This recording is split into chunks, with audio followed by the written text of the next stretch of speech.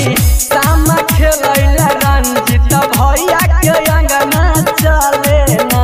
गे सखी सामा खेलैला चंदन भैया के अंगना चले ना हाँ हाँ अंगना चले ना गे सबके संगवा चले ना गे सखी सामा खेलैला परभाषा भैया के अंगना चले ना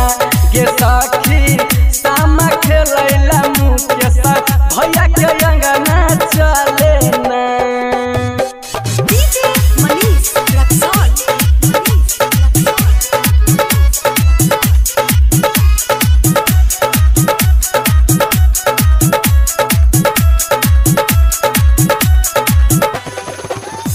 कि बड़का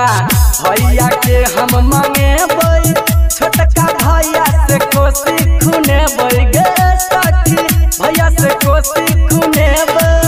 सखी गे कि बड़का भैया के हम मंगेबै छोटका भैया से कोसी खुनेबै गे सखी भैया से कोसी खुनेबै सखी गे सखी सामा खेलैला दीपक भैया के अंगना चले ना गे सखी सामा खेलैला प्रिंस भैया के अंगना चले ना। डीजे मनीष रक्सौल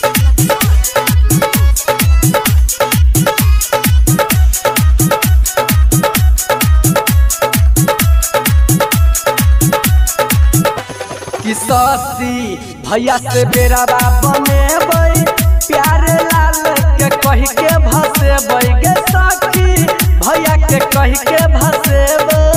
सखी गे कि सोनू भैया से बेराबा बनेबै कह के नीतीश भैया से भसेबै गे सखी गोलू भैया से भसेबै सुन ले सखी सामा खेलैला सरोज भैया के अंगना चले ना गे सखी सामा खेलैला अपना बाबा